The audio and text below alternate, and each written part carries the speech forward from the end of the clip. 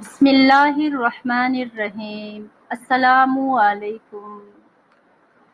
سحر کی دلنشین اداؤں کے ساتھ ایک بار پھر آپ کی خدمت میں حاضر ہے امام عالی مقام حضرت علی علیہ السلام کی اقوال کا پارٹ 11 لے کر۔ تو آئیے شروع کرتے ہیں۔ ایثار دوسروں کی حاجت کو اپنی حاجت پر مقدم رکھنے سے انسان لوگوں کی جان کا مالک ہو سکتا ہے۔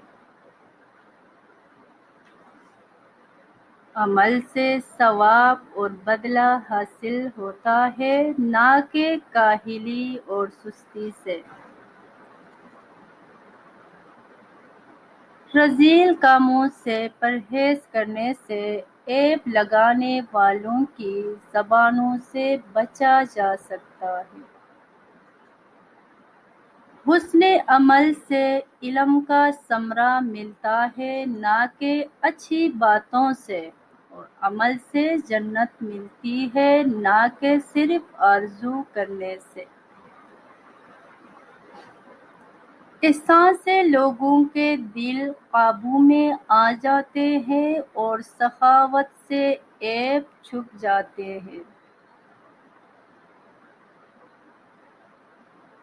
حسن اخلاق سے رزق میں زیادتی ہوتی ہے اور حسن صحبت سے ساتھی بکثرت موجود ہو جاتے ہیں۔ صحیح پرہیزگاری سے دین محفوظ ہو جاتا ہے اور اللہ عز و جل کی تقدیر پر راضی ہونے سے حسن یقین کا پتہ چلتا ہے۔ نیک اعمال ایمان کا پتہ دیتے ہیں اور حسن توکل سے صدق یقین کا نشان ملتا ہے۔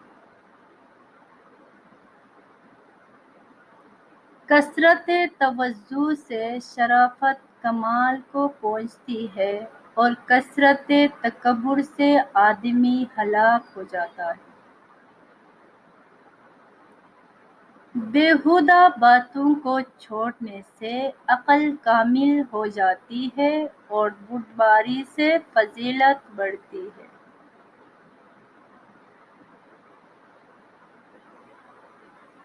صحت سے لذت کامل اور زہد سے حکمت حاصل ہوتی ہے۔ ظلم سے نعمتیں دور ہو جاتی ہے اور سرکشی سے عذاب کا خطرہ لاحق ہو جاتا ہے۔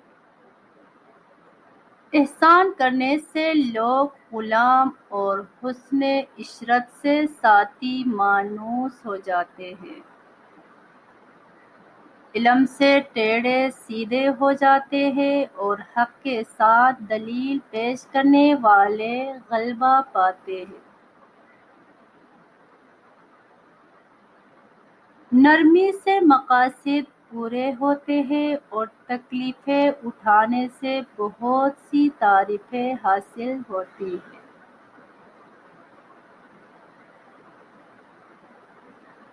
دعا سے بلائیں دور ہوتی ہے اور حسن افعال سے عمدہ تعریفیں حاصل ہوتی ہیں۔ اخلاص سے عمل بلند ہوتے ہیں، پاک دامنی سے نیک اعمال بڑھتے ہیں۔ صدقہ کرنے سے عمریں بڑھ جاتی ہیں۔ قناعت سے عزت اور اطاعت سے کامیابی حاصل ہوتی ہے۔